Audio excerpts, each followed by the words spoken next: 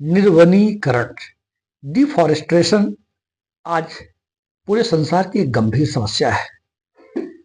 शहरों की संख्या बढ़ती जा रही है, वृक्ष काटे जा रहे हैं, जिससे क्लाइमेट चेंज, पर्यावरण प्रदूषण और ग्लोबल वार्मिंग की समस्या पूरी दुनिया को झेलनी पड़ रही है। इस समस्या से निपटने के लिए जापान के वनस्पति शास्त्री 1970 के दशक में एक जंगलों के विकास के लिए, एफॉरेस्टेशन के लिए छोटे छोटे शहरों में, सीमित स्थानों में शीघ्रता से वनों का विकास कैसे हो, पेड़ों का विकास कैसे हो, इसके लिए अकीरा मियावाकी जो कि जापान के एक वनस्पति शास्त्री थे, इन्होंने एक टेक्निक विकसित की कि छोटे छोटे शहरों में पौधे लगाकर शीघ्रता से वृक्षारोपण किया जाकर वनों का विकास किया जा सके। इसी को मियावाकी तकनीक कहा जाता है। यह प्रश्न परीक्षा में यूपीएससी में भी पूछा गया था। मियावाकी तकनीक क्या है? ये बेसिकली छोटे छोटे शहरों में वनों का शीघ्रता से विकास, संरक्षण करना, ताकि पर्यावरण को ठीक रखा जा सके, ऑक्सीजन बैंक डेवलप किया जा सके और प्रदूषण को कम किया जा सके। अभी चर्चा में क्यों है, ये मुख्य बात है। हम जानते हैं कि प्रयागराज में महाकुंभ चल रहा है, 40 से 45 करोड़ लोग वहां एकत्रित हो रहे हैं। ऐसे में प्रयागराज नगर निगम ने शहर के विभिन्न क्षेत्रों में मियावाकी तकनीक से फॉरेस्ट यानी जंगलों का विकास किया है।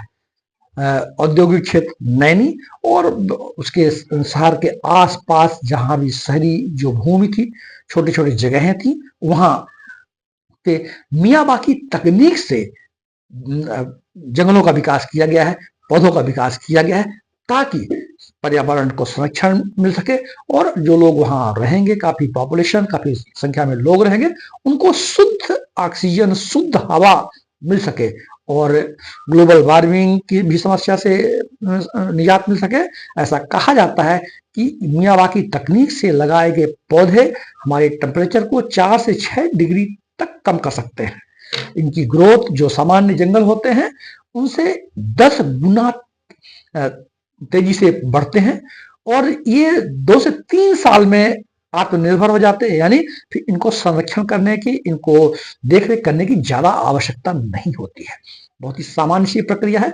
मिट्टी का परीक्षण किया जाता है और स्थानीय क्षेत्रों में जिन पौधों का विकास संभव है उन पौधों को और साथ में झाड़ियों को और पौधे को बहुत नजदीक लगाया जाता है, ताकि ये प्रतिस्पर्धा कर सूर्य की रोशनी को पाने के लिए बड़ी शीघ्रता से बढ़े। उनको सूर्य खाना बनाने के लिए सूर्य की रोशनी की आवश्यकता पड़ती है, तो झाड़ियां और पौधे और घने, ये तीनों का मिश्रण करके ये टेक्निक से वनों का विकास किया जाता है, ताकि वन जो पौधे हैं प्रतिस्पर्धा करें और सूर्य की रोशनी पा करके शीघ्रता विकसित कर सके। यही मियावाकी तकनीक है। वर्तमान में काफी चर्चा में है और लोग इसको बहुत पसंद कर रहे हैं।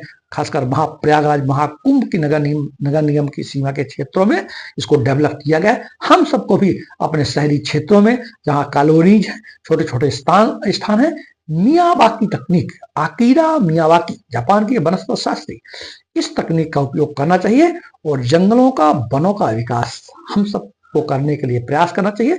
एक महत्वपूर्ण प्रश्न के रूप में भी परीक्षाओं में आता है और हमारी जानकारी के लिए भी ये बहुत महत्वपूर्ण है, ताकि पर्यावरण संरक्षण को हम कर सके और ग्लोबल वार्मिंग से हम निजात पा सकें, क्लाइमेट चेंज से हम जो क्लाइमेट चेंज का जो दुष्प्रभाव हो रहा है, देख रहे हैं कि अभी लॉस एंजल्स अमेरिका के कैलिफोर्निया नगर पूरी तरह से जल रहा है।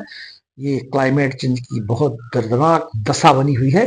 मियावाकी तकनीक से हम पौधों को बनाएं, जंगलों को बनाएं, डिफॉरेस्टेशन से एफॉरेस्टेशन के बढ़े और वनों का विकास करें। जय हिंद।